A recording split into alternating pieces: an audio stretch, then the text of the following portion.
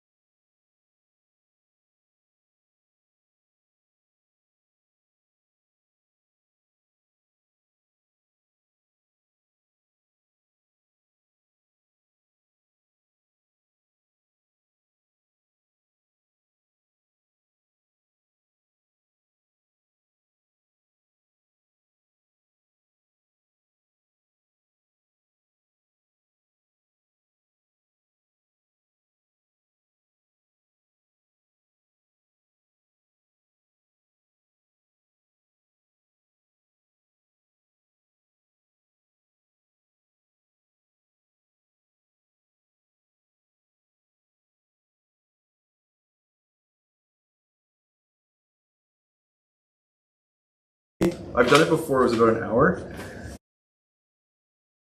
Things always change. I'm always going through my head of how I'm going to do it. It always comes out different. I don't know if anyone presents. That's okay. This is how it goes, right? Yes. It's got to be the natural. Oh, there's more scrubs, hey? Okay. Where do these guys come from? Okay, all right. Standing room. Holy moly. You guys can actually, like, there's a couple seats in the back where you can sit on the ground. It's like a, just like ground control, right? it's like ground control.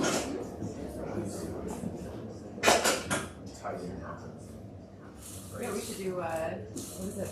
You should, yeah. Sitting. Yes. The sitting one called. Straight jacket sit up, you Oh should my do god, it. yeah. Okay. It's all coming back to me like a nightmare. Where is my presentation? Remember those mornings over there? Alright, it disappeared on me. Hold on, troubleshooting.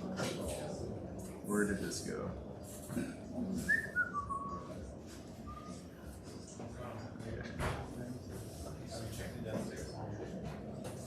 Alright, so if you don't know your neighbor, just introduce yourselves, please, because everybody here is pretty cool.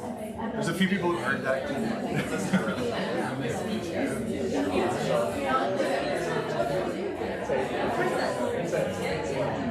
What's your connection with?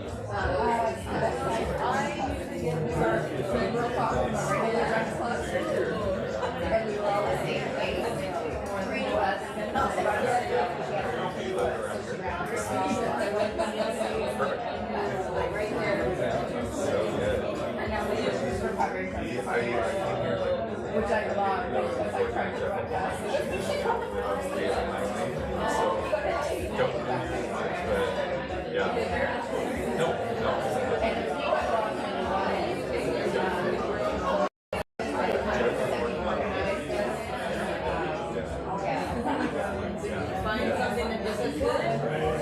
No, I mean this guy is the closest, so Sean is a video.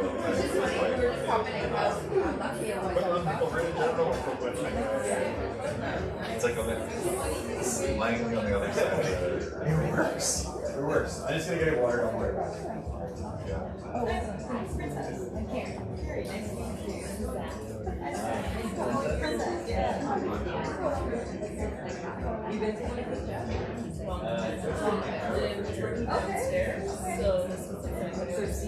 We chatted a lot of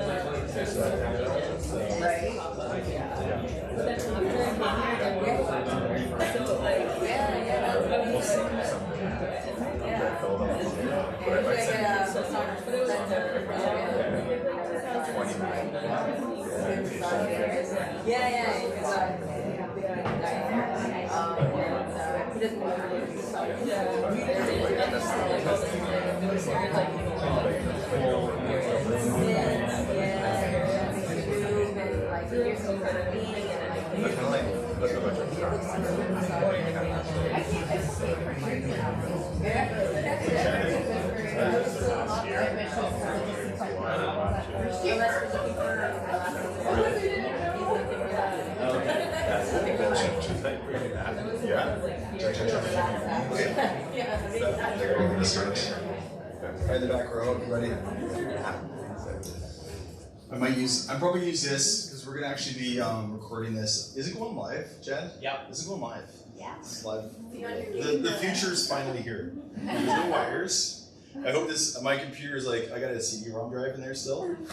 It's like the oldest computer. And I hope this thing doesn't overheat because it might. So if it does, I'm okay with it as long as you're okay with it. I've done worse, I've done better.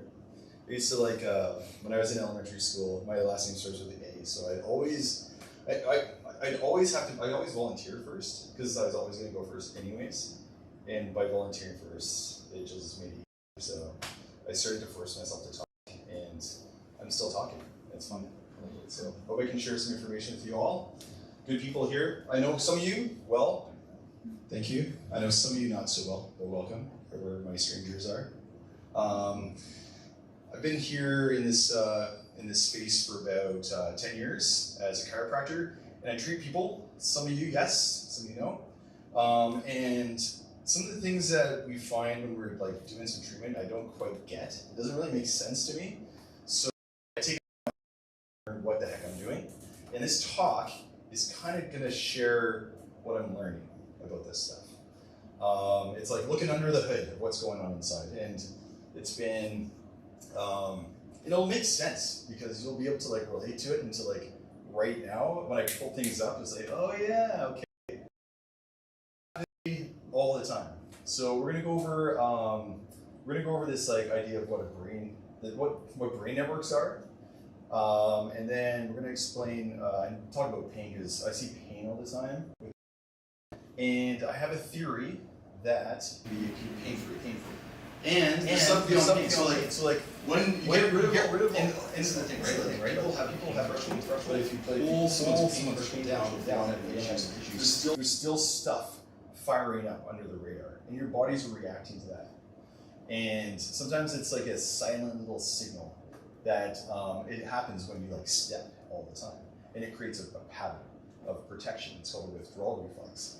And these withdrawal reflexes can happen from like I remember when I was really young, and that stuff, your body holds on to those protective patterns. So we try to eliminate those protective patterns, but I'm gonna explain like how pain over time, it changes how your brain starts to work together, and it's like architecture and it's connections between spaces inside the brain. I don't want to go too in depth, but I wanted to go over some basics about this stuff. So here we go. Number one. Oh yeah, okay. So I started doing some talks at Microsoft down the street here, and my intention with them was to educate them a bit. A lot of them are just like in tech, computers, AI all the time. And they're like, this is brilliant, it's so cool. There's so much stuff that we can do. And I want to kind of balance that equation out a little bit and say, you guys, don't forget.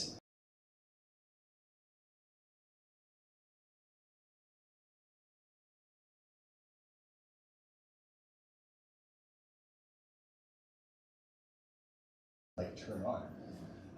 The talks that I'm going to be doing in the series over the next, we're going to be doing it every month over the next year or so, is going to go into more detail of the technology that we have. So we're going to start with brain networks, we're going to go into epigenetics, which is like how your genes are expressed with changes in your body's input, and how your body makes certain proteins to make structures to make that thing that's challenging you easier. Epigenetics is just like the expression of the genes that you already have. So we're going to be doing that talk. We're going to be doing one on motor control and aging. It's like people come in, they're like, I'm just getting old. I'm like, no, it's not what's happening. There's more to it, right? There's more to it. We're going to be doing some talks about sleep and recovery and the microbiome. That's the next one, which is a crazy talk. I'm really excited about that one. And there's flow state. There's a bunch more. So we're going to be sharing that, in the future. If you want to come, if you find these are useful for you, then perfect. Now, this is going to be fun. People start to lose interest. I really like watching crowds because you'll see someone kind of like looking up to the ceiling, and a brain network is in play. A brain network is in play. And what we have are, let's just go through it. We have a bunch of them. Okay, this guy.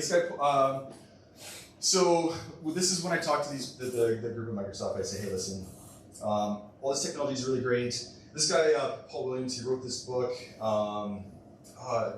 Daz Energy. He was a hippie. He lived in a commune. He's a very interesting thinker, and he wrote this little book, and it's an interesting read. But he's just talking about how our technology is actually a precursor to organic technology, which we already have, right? You have a seed. You have a seed, you put it in the ground, and you put water on it, and it grows, and it creates more seeds, and it grows, and you can eat the stuff that the seeds are around over and over and over, it just replenishes. And that's pretty amazing technology, when you think about it. If we could make something like that, it'd be pretty cool. But it already exists. So this is the deal, okay. So this picture here of the brain is how researchers have been trying to visualize the way of the functional components of the brain. A long time ago, there were, in the late 1800s, there were scientists who created certain areas that were known as like the broad, well, there was one called Broca's area, your speech area. It's on the side of your brain. There's one called Wernicke's area. It's about bringing in linguistic information. And they thought that that area itself is responsible for speech. What would all work together, and it's called a network. And these networks are designed for multiple things. There's networks for hearing. There's networks for your sensory system. And then there's other cool little networks we're going to talk about real quick. But when you're looking at the brain, like there's like glial cells and there's like neurons. And the thing with neurons is that they need to have stimulus. These things always you need to learn, or else your brain starts to do a thing called transiently degenerate. It starts to like shrink. It starts to like come into a state where it doesn't function so good. So it needs, this makes sense, right? Like it needs glucose or a fuel source. It needs oxygen, and it needs stimulation. Or else it starts to go to sleep. And then that network doesn't function, or that part of that brain area in the network doesn't function. And what they're doing is they have these, a pixel is like a little dot on the screen, but they do these things called voxels, which is like a 3-dimensional kind of pixel block. And they load it in your brain. They map your brain with an MRI, and your MRI. I don't know if anyone deals with MRIs or has a you deal with it for your job, or is that just part of your life? No, she had an MRI. You had an MRI. So MRIs are really cool. Just like basically what they do is it's a magnet, and inside the MRI, the magnet will pull your neuron, there are certain cells into like your water molecules usually into a direction, and then it applies a magnetic current and makes them spin, and then the MRI picks up whatever you want. So if you want a water signal, you pick up those like spinning water molecules, and it shows it as like a different color, like black or white, depending on the contrast. But what they do with these MRIs now is they have these functional MRIs, and what the functional MRIs do is like you tap your finger, and inside that functional MRI, it shows a little area of your brain light up. And the power of these MRIs are based on the Teslas. They call this the power, and they have these. The old MRIs were about 3 Tesla. Now they have like 7 Tesla powered MRIs. And what these do, that little blob that was popping up in the screen, when it gets more detailed, it's like 3 or 4 segments that are kind of around that blob. They're like, wait a second, it's not that one area, there's like multiple. So they call these things that are all connected that brain network. And so they can measure, let's say if you're interested, then they create these little maps on the brain. So you'll see these dots and these lines. So that's how they kind of connect these little brain regions around. And if anyone knows anything about the nervous system, it's like if you start training something, it's gonna form that way. So they all fire together, and these parcellations of the brain is these little blobs is like areas of common function. So next page. Here we go. Okay, so you already talked about that, fMRI. So, okay, there's the Human Genome Project was completed in 2003, which is so long ago it seems. And they mapped the genome. Like, that was 20 years ago already. And the next thing that has been put in play for the last, I think since 2013, is this thing called the Human Connecting Project. And it is connecting the function and the connections between brain regions for all these types of conditions, and trying to interplay what the way to treat these things are. A lot of it's for pharmaceutical reasons. But it's very interesting for me. The networks, they relate to like how it's able to like connect itself together when you're moving through space. So, it's a little breakdown of what the brain's doing. Okay, so here we go. This is kind of the good stuff. When you are doing something that you need to pay attention to, like listening to me talk, you're using your central executive network. Your central executive network is paying attention to a task. It can be complex or simple, but you're paying attention.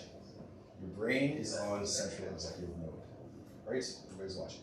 I'm not talking about it. It is a way to make your it's decision making. It's external stimuli. It's planning. It's a way to become who you want to be, is by using your central executive network.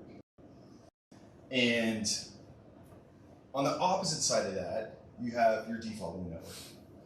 And your default mode network is the intrinsic daydreaming, who I am, past, future, present, you, your friends, and kind of emotional content between the two. And our brain switches between those two all through the day. It's like, it happens so fast. People who have a hard time concentrating, you're flopping over to like default mode, just like looking at the sky. But it's like, it's not a bad thing. You need to use it, right? It's important. I see my kids and they're like just daydreaming into the sky. I'm like, I'm not gonna interrupt them. They're just like trying to figure things out. So you have these two networks, and it's again, it's good. It can be a problem, but everyone's got their thing. Now, there can be a problem because you have this other network. I have a slide for each of these, but I'm just going to talk about it. Directs which of your default or your central executive network you want to use based on the most interesting stimulus, right? If you're daydreaming and got a car accident, just thought about that. I fell asleep when I was driving once in Calgary. I survived. But like if you're in a kind of like a daydreaming mode and you hear a loud bang, your salience network, it picks up, uses your auditory network to bring in the information, and that drives your salience network back to central executive mode to pay attention and to get on track. Now, there's other networks too that are kind of involved with all this stuff. So your sensory motor network is also involved, and that deals with any input that comes from your body. It could be like motor information, it could be pain, it could be good feelings, it could be any kind of thing like that. That plays up there too. And then you also have your limbic system, which is part of the brain that is involved in memories, sometimes good and bad. Now, there's a lot going on. And in your brain at any moment, it's going, okay, so like this, the default mode network is kind of like a midline structure down the middle of your brain. There's a bunch of networks through the middle of your brain that all turn on at the same time. Default mode's more kind of connected all around. It's switching between all these areas are going on, off, on, off, on, off, on, off. You're getting input from your hearing, you're input from your body, you're getting input from like thinking of memories of the past. So it's a massive amount of action going on all the time, and it happens so fast. And the question is like what's your optimal kind of action of these networks all working together at the same time? And that is the question. So if we're going to go through all these things, kind of talk about that one. Okay. So this is where I really like this stuff because it's pain affects people in lots of ways. But chronic pain, okay? And chronic pain is like when people think about chronic pain, it's like, oh, somebody who like can't move, they're stuck in, they can't do anything. It's not necessarily that. It's like it's a pain stimulus that, like an acute pain that you get, but it lasts longer than the healing response, and that could be like a week. And there's so this guy, Dr. Abkaran, he's from Northwestern University. He's like the pioneer of the brain network research.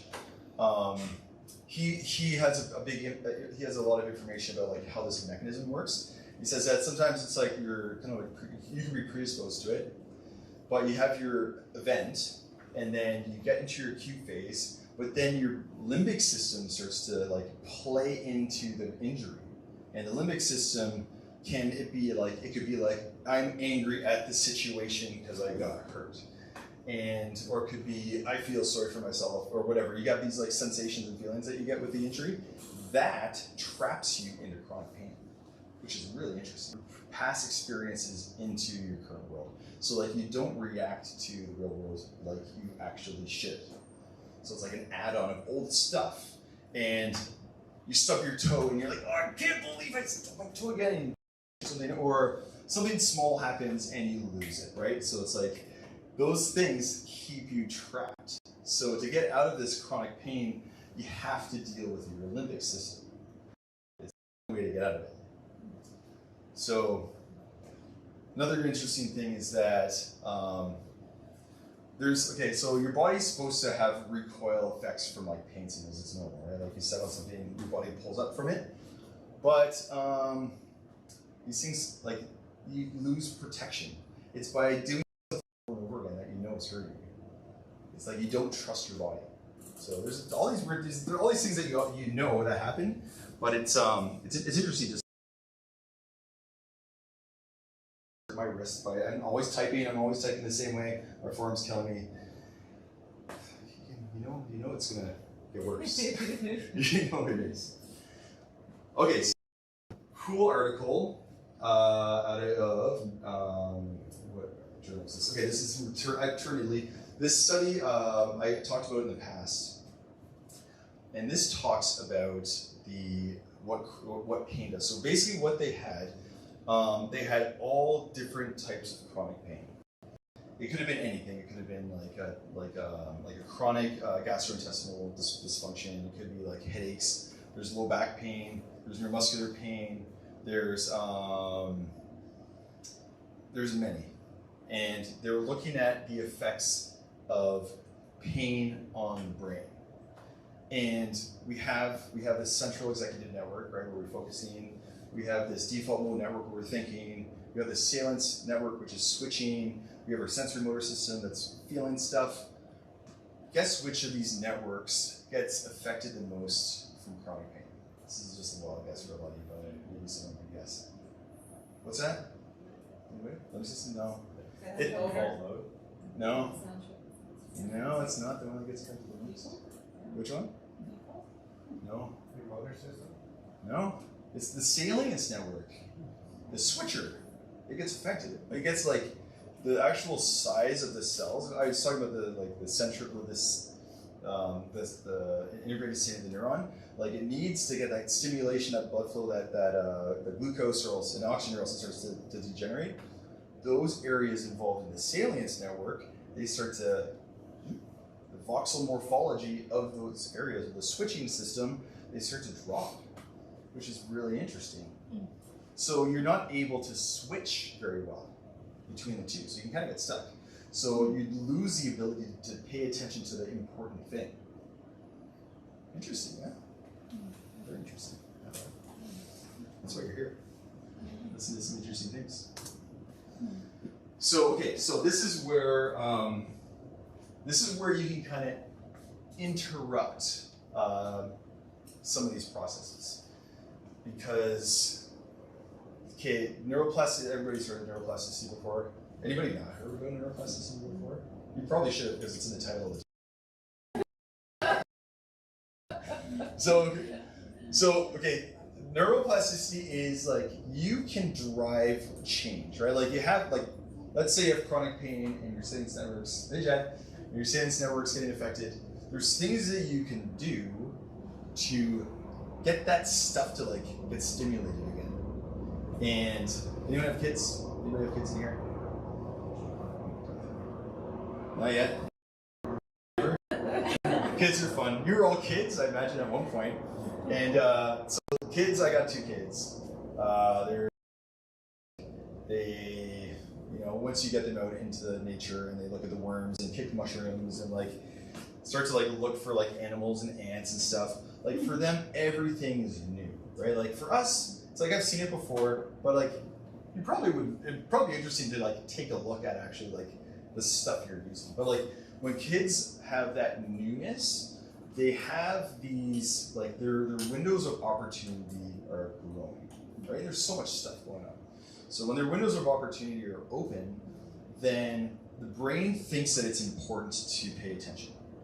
And certain areas of your brain will start to release this thing called brain-derived neurotrophic factor. What that does is it gets these cells and the supporting cell network start growing. right? So they start to like reach and start to connect to other cells. And when that interesting new thing, like you're all paying attention to the talk right now, everything's new and interesting, then you start to like figure out the information as a puzzle. We're really good at that kind of stuff as humans, right? We're like problem solving machines. There's ways to do something. If it doesn't work, let's figure it out. We can do it. And when that happens, you start to release dopamine. And dopamine is the reward for figuring out the new thing, but it also cements that new path of information in your brain. So when you go to sleep and you wake up the next morning, you're like, I really like looking at that ant. Let me look some more. And you get kind of addicted to learning. That's how you can get this neuroplasticity to kick in. It could be anything. It could be anything. For me, like it's problem solving, like my body, how I can get it to work, right? But it could be like trying to solve a Rubik's Cube, which I still haven't done. I'm never gonna look at the cheat code for that. It's like my mission, and to like play a wind instrument. I'm terrible at those too. I can't like get my lips to do that kind of like amateur thing. I don't know if anyone can do it, but like I'm jealous of that. But we're but yeah, like for me, it's like how do you problem solve how to fix your body, and that is the big thing. Because people come in here all the time, like asking, what can I do to help fix myself? So we're going to go into that a little bit more. Okay. So, okay, this is cool. This article was done on like 6-year-olds, and they were trying to get these kids to be just mindful in some kind of an activity of play.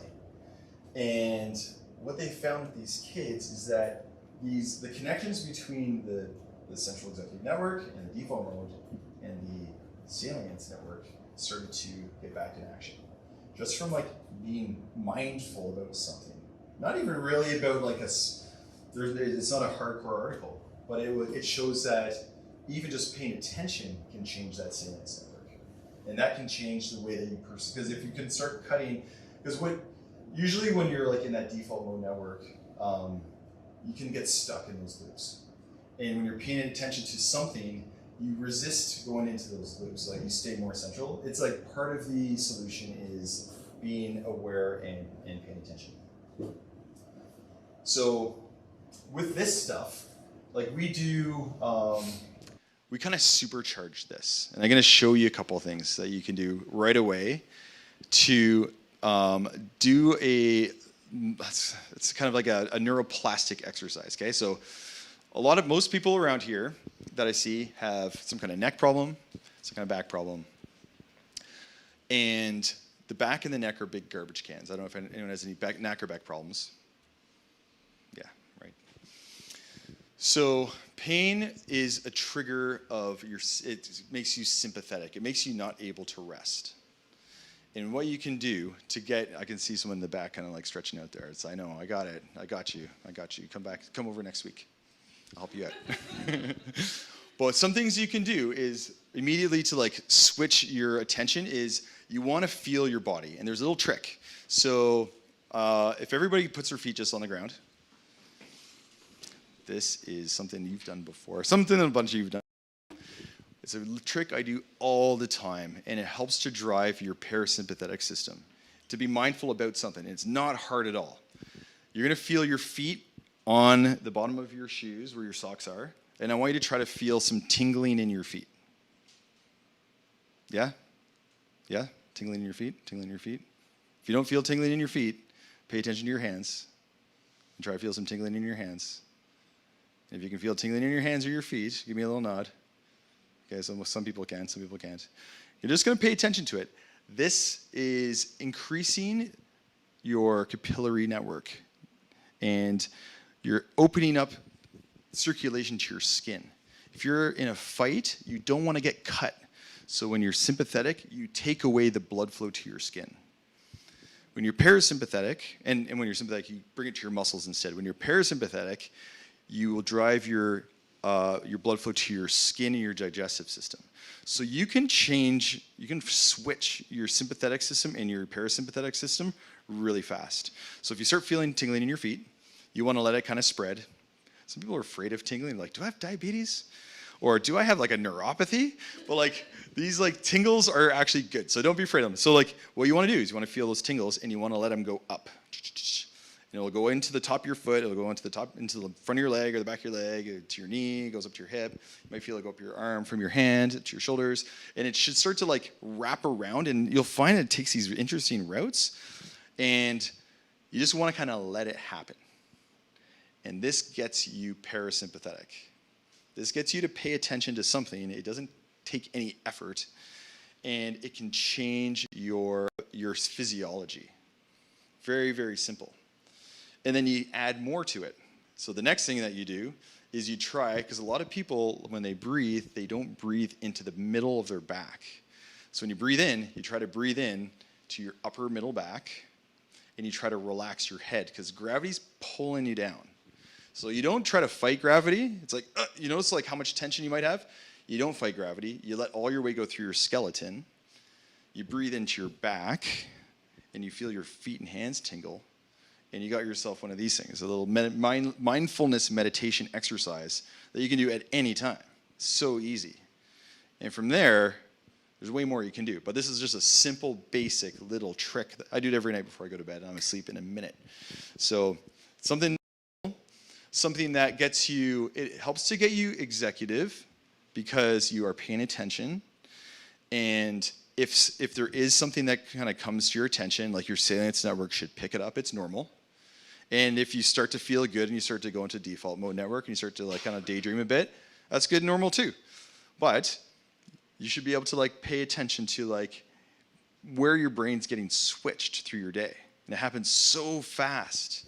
You'll something and just forget about it. So that's basically what I wanted to talk about today. You have these brain networks, you have this architecture, you have this research, functional MRI, trying to figure out what's going on. You have these, like I was saying, all these different brain networks.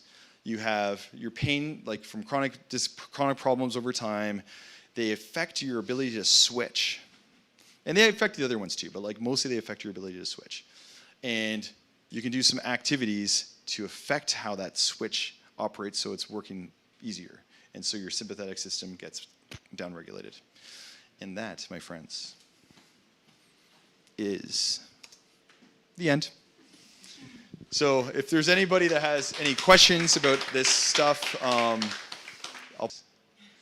anybody thirsty? I guess the last thing that you mentioned, like the tingling, isn't that kind of the Reiki? Like I tried Reiki before, but that kind of reminds me of that. That's a good question. Reiki? I don't know. I don't know, but it's a physiological reaction, right? So Reiki sessions myself, and it's very interesting.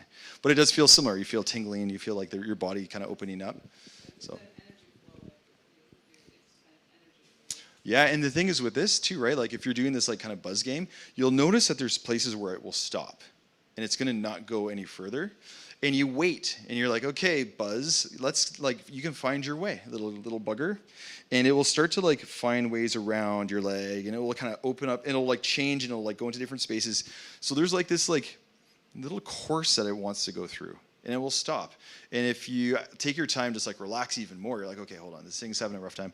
You take a breath in, you breathe out. It will find a way to like keep moving through. So it's called the Buzz game. You gamify this thing because it's really fun. And at the end, it should just like go up to the top of your head. And you're going to have this big buzz blanket, and you're like, this is amazing. I feel so good. So it's a really cool little trick that you can do anytime. If you're bored, you're like, oh, I don't want to be here. It's like buzz game. Buzz game, gravity pulling you down. You don't want to fight it, and you want to breathe into your upper back. And then you got 3 things to pay attention to, doing some like mindfulness, and then you have this physiological effect. Anybody else? Yes. All right, here we go. We're going to pass. Earlier in the talk, you mentioned that for chronic pain, it's important to impact the limbic system. I was just wondering, is that the same with the neuroplasticity, like the newness and the other things you mentioned, or is there anything different you would do specifically for the limbic system? Okay, yeah. So there's Yeah, okay, so I don't know, has anyone done like a meditation retreat before? Yeah, yeah, yeah, yeah, yeah. You done one before? No?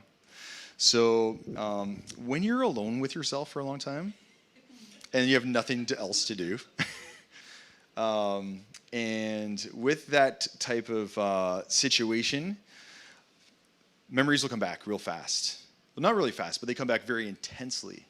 And your body has a reaction to it, which is interesting to see. If you've never done anything like that, it's a bucket list for sure. But you will see that your body's protective mechanisms to an event, they stick when a certain threshold hits. So there's some endurance athletes in here, and you probably know more than me about hitting that barrier. And it's like, where do I go from here? Do I go through it? Do I go around it? It's probably nowhere to go but through. But it's the same thing. You're hitting that barrier, and you have to deal with it. And when you're dealing with it is when you're able to break through that limbic system loop, right? And it could be anything, right? It could be getting up and going to the gym. It's like, oh, I have to just like break through. Tyrell talks about this kind of stuff, right? Jumping into the deep end. You just got to go for it, right? And it's seemingly a huge jump, but it might just be a step, right? So there's all these different things that you can do to break through those barriers, and you don't know until you're there. So when I was a kid, talking was a barrier, so I'm like, I'm just going to break through that barrier. So that limbic system stuff, you can use, that's what exercise is for, right? That's one of the things. Or if you have a goal and you want to reach your goal, it's like, I got to get there, so I got to get through whatever is in the way. So I think that's how it goes. Raph, you got a question? Yeah. Aside from meditation, what are some of the best things that we can do for our brain? Yeah. Do stuff you are not good at. Do stuff you are good at. I like to get better at that. It becomes easier, right? Like you do the stuff that's hard, and then it gets easier because you adapt to it. You just adapt, or built to adapt. So it's whatever it is, whatever your choice of hard is, and it doesn't have to be like physically hard. It could be like that emotionally hard. I got to have this conversation with this person. Your brain needs to have that stuff, right? You just have to have those outlets. So it's a good question. You know, some people like yourself, an artist, right? So you got to express yourself somehow. So you just do it, right? To do it, but in itself, it's probably its own mindfulness like thing that you're doing. So you're working on that salience network. You're building up that like information to like, oh yeah, this is new. This is interesting. This is a problem-solving experience. And then it's like, I did it. Cool. You get that dopamine hit. You drive that. Next time you do, it's like, I did it. This is easier now. Let's try something else. Let's change my angle on it. Let's do something that's more challenging, right? So, and it could be anything.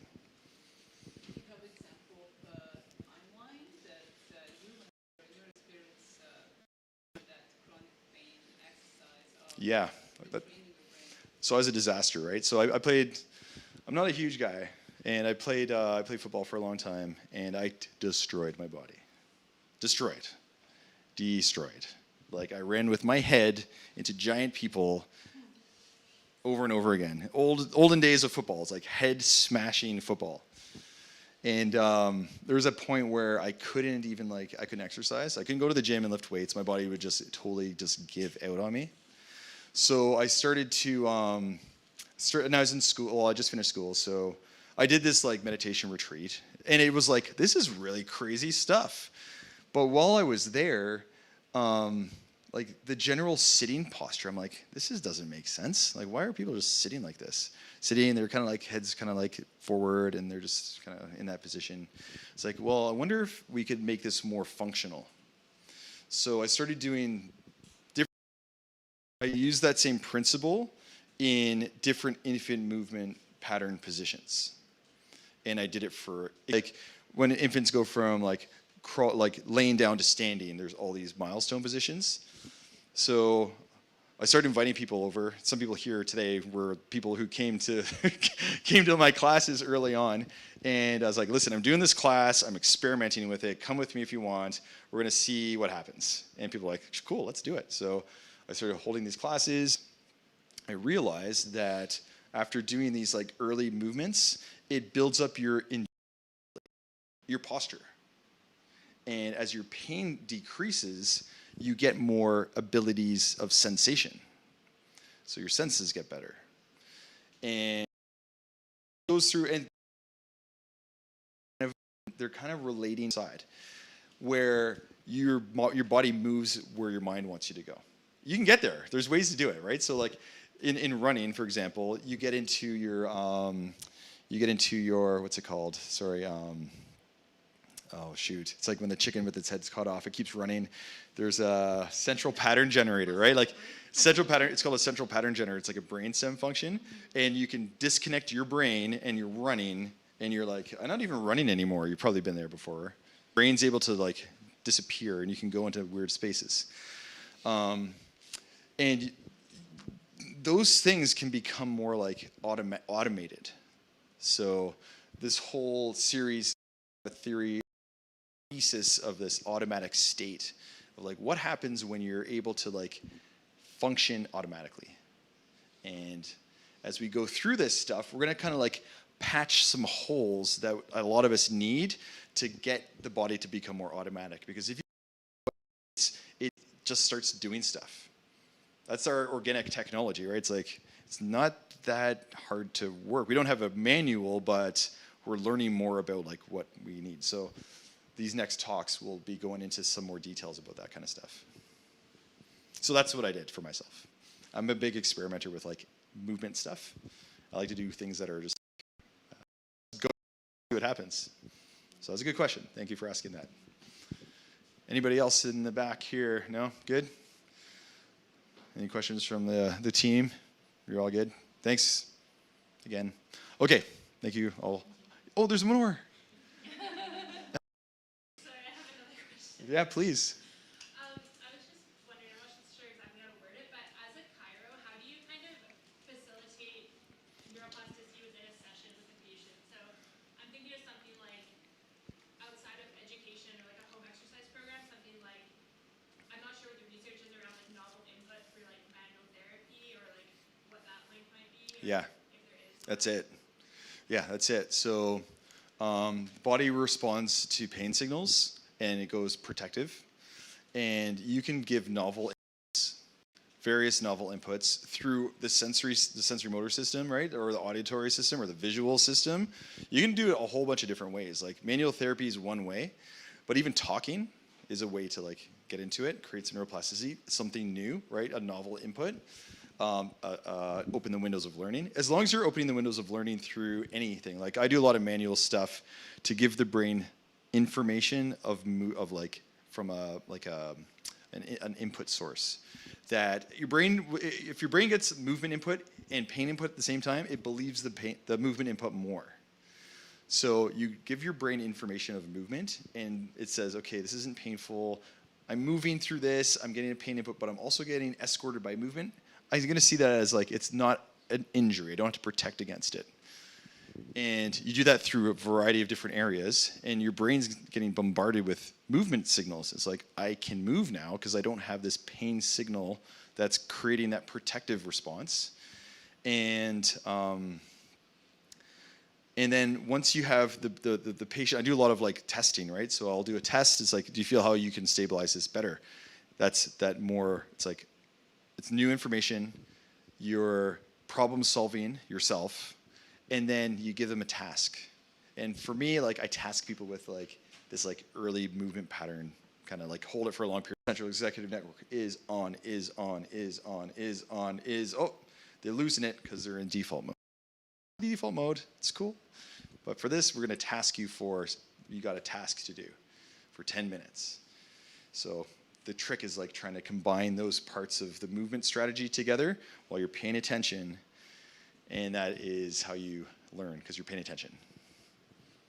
And the dopamine gets hit, and then you get all that stuff happening. So good question. Yes, MVMTLAB hat, Mr. Connor. Thank you. Just curious your thoughts on other modalities like sauna or cold plunge or anything like Yeah. sounds. Yeah, sure. Let's.